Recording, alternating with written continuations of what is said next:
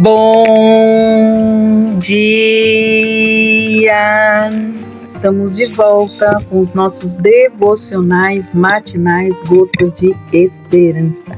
E nós estamos meditando no livro de Filipenses. Nós estamos já, no capítulo 2, vamos dar continuidade hoje dos versículos 17 em diante. Hoje o nosso tema é imitadores de Cristo. Jesus Cristo, ele deve ser a supremacia em nossa vida. Nós lemos lá em Filipenses capítulo 1, versículo 21, porque Paulo diz assim: porque para mim o viver é Cristo e o morrer é lucro. Nesse capítulo 1 de Filipenses, ele mostra que Cristo deve ocupar o lugar mais alto das nossas vidas. Ele deve ter a supremacia. Quando ele diz, para mim o viver é Cristo, Paulo está afirmando o que deve ser a nossa prioridade. Quando ele entra no capítulo 2, como vimos de Filipenses, ele nos revela que o próprio Pai exaltou a Cristo sobremaneira e lhe deu o nome que está acima de todos os nomes. Nós lemos então o capítulo 2, versículos de 9 a 11, que nós também já meditamos.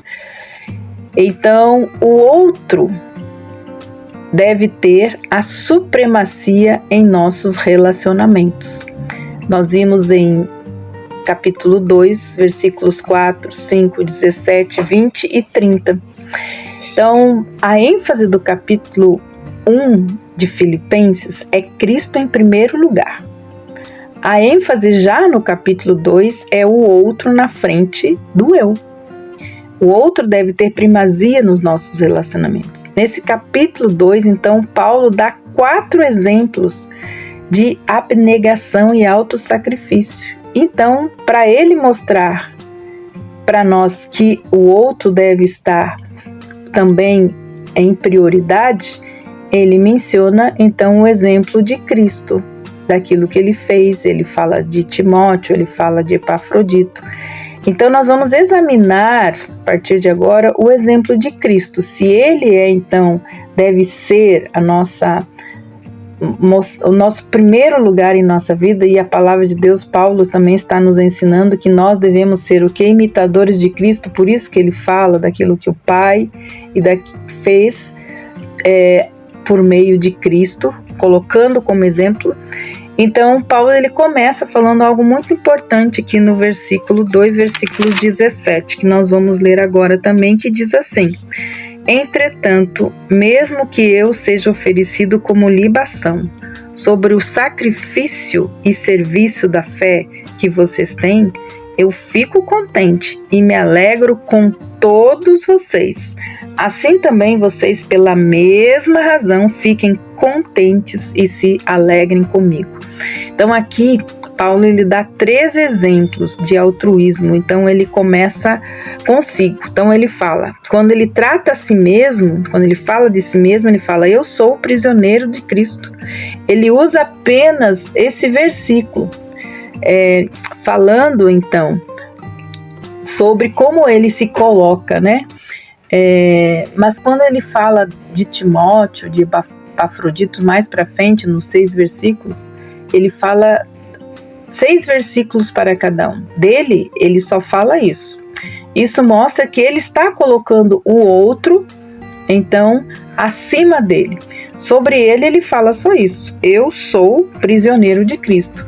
Mas Timóteo e Epafrodito, ele usa 6 versículos para cada um.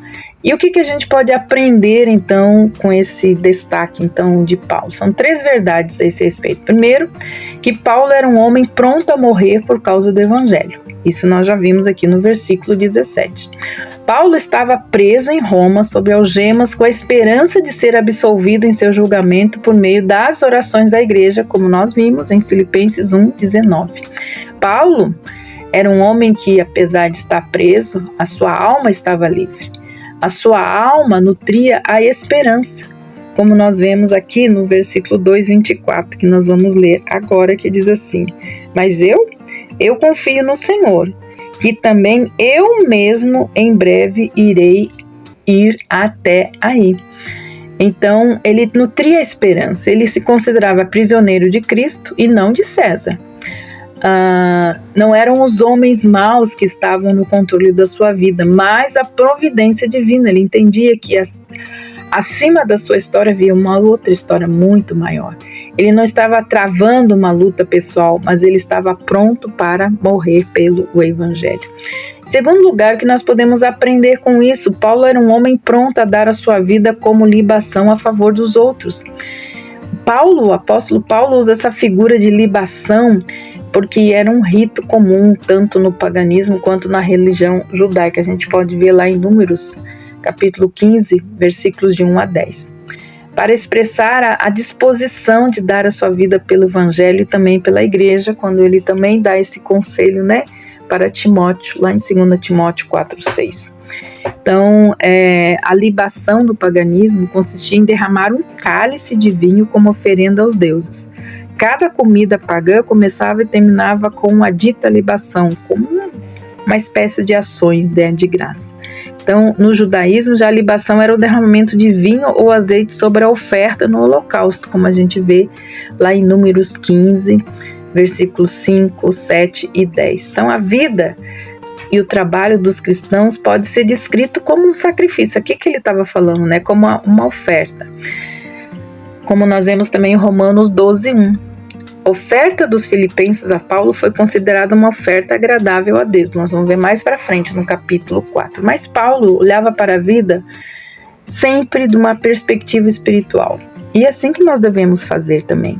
Se você quiser respostas e olhar a sua vida aqui do terreno natural para o celestial, você não vai entender e compreender. Por quê? Porque nós devemos olhar sempre dos céus, do terreno espiritual para o natural. Então, Paulo, ele tinha uma vida, ele sabia que a história que ele estava vivendo, havia uma história maior acima de tudo isso. Ele tinha então essa visão, essa perspectiva espiritual. Ele não pensava numa libação dos cultos pagãos, mas numa entrega fervorosa da sua vida a Deus. Ele via aqui a prática cristã dos crentes de Filipos como um sacrifício para Deus. Ele via a sua morte a favor do Evangelho como uma oferta de libação sobre o sacrifício daqueles irmãos. Então, nessa trilha, Paulo viu os crentes de Filipos como um altar de sacrifício, onde a vida e o serviço deles era como uma oferta a Deus. E é assim que deve ser nós como servos do Senhor. Nosso serviço deve ser como uma oferta a Deus. E sobre o altar de sacrifício ele viu o sangue que seria brevemente derramado como uma oferta, como foi derramado o sangue do Cordeiro. Então, sacrifício e serviço são duas palavras que se combinam, são dois termos que formam uma ideia só. É uma palavra de culto associada também ao sacrifício, refere-se a um culto sacrificial, como diz lá em Romanos, realizado pela fé dos filipenses. Como era esse culto? Eles sustentavam ativamente o apóstolo Paulo, mesmo sendo pobres. Então, as dádivas deles eram como uma oferta então a Deus. Paulo também era um homem pronto a dar a sua vida por outros, não por constrangimento, mas com grande alegria. Então ele demonstra alegria imensa, mesmo estando na antessala da morte, no corredor do martírio, esperando. Suas palavras não são de revolta, não são de lamento. Ele foi perseguido, ele foi apedrejado, foi preso, foi açoitado com varas. Ele enfrentou o frio, a fome, passou privações. Ele enfrentou inimigos de fora e perseguidores de dentro. Ele agora está em Roma sendo acusado pelos judeus diante de César, aguardando uma sentença que pode levá-lo à morte. Mas a despeito dessa situação, a sua alma está em festa. E o seu coração está exultante de alegria. Paulo está usando a figura de libação, de sacrifício, para mostrar que a morte dele completaria o sacrifício dos filipenses. O martírio o coroaria sua vida e seu apostolado. Contudo, Paulo deseja que esse sacrifício seja colocado como crédito a quem? Aos filipenses, e não a seu próprio favor. Sendo assim, não haveria então motivos para lágrimas. Então essa perspectiva levou Paulo a dizer: alegro-me com todos vós, me congratulo. Assim vós também, pela mesma razão, alegrai-vos e congratulai-vos comigo. Então, nessa mesma linha de pensamento, o derramamento do sangue de Paulo é motivo de alegria para ele, sempre que seja considerado como uma libação, né, que coroará a oferenda de sacrifício apresentada pelos filipenses. Então, Paulo, ele está aqui dizendo à igreja que, sendo ele absolvido ou ele morrendo, que os filipenses deviam alegrar-se. Então, Paulo, ele fala, né, que depois de uma longa corrida, de uma grande batalha, né, a vitória chegaria. Então, ele disse: pela morte ou pela vida, a vitória já foi garantida por Cristo na cruz, por ele e também pelos filipenses, por mim e por você.